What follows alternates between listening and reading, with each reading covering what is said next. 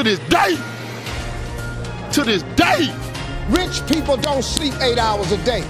That's stupid.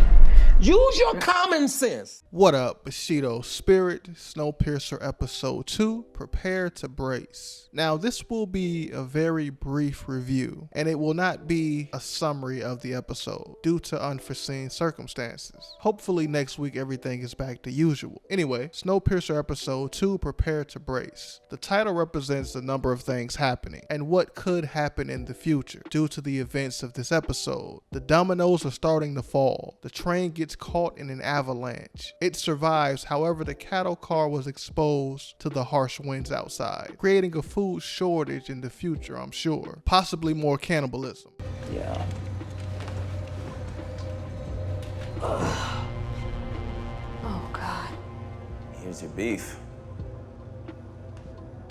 Layton's starting to put the pieces together, but the puzzle he's solving has little to do with the murder of Sean. He's trying to break open Wilford's snow globe and watch its contents spill out. More information has been uncovered. Sean was a third-class citizen, but a first-class snitch. He was afforded certain privileges to spy. So Wilford's interest in the case is only to keep secrets under wraps, to maintain order. Sean was tortured before he died. Who knows what type of information the killer is now privy to. Sean probably knew that Melanie was Wilford and a lot of other shit. Also this episode, Zara and Layton reconnect emotionally and sexually. But this joyous moment for our hero is problematic. Her giving Andre the cheeks may compromise the investigation in which she is a suspect in. We don't know who killed Sean. Could have been some lover's quarrel between him and Zara. They planned to have a baby together. Then something went wrong that cost him his life. Did he cheat? Maybe. Possibly with Nikki? I don't know. I'm just spitballing. Why cut his dick off? That sounds like a Snap storyline. Hell hath no fury like a woman scorned. If I was trying to implicate Zara, that would be the route I take. She was too willing to give Andre the cheeks, when last episode, she had nothing but contempt for him. By the way, they said the night car isn't a brothel, but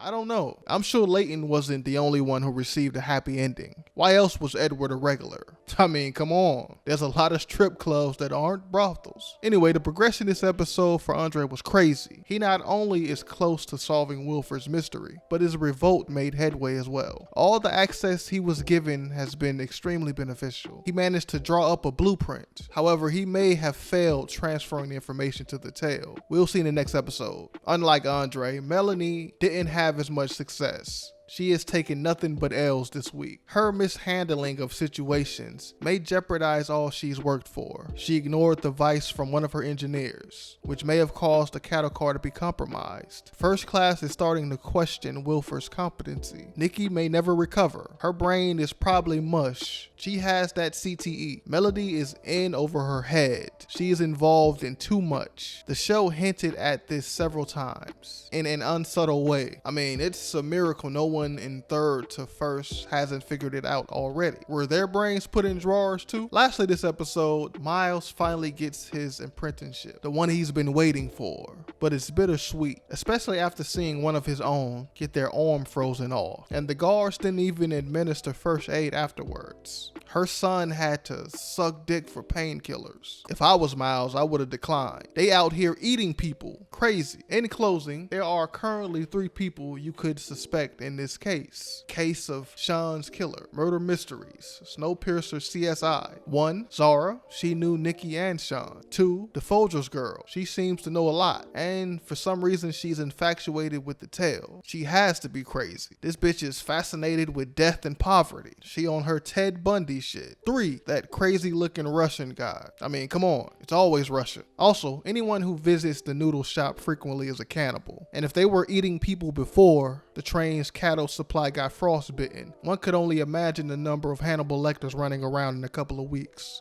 Anyway, that is my brief review. Sorry about it not being longer, but that's pretty much everything that happened this episode. Everything of importance. I'm sure there's some Easter eggs, some clues I may have missed, but I don't really give a fuck about Easter eggs. I've never fucked with Easter, and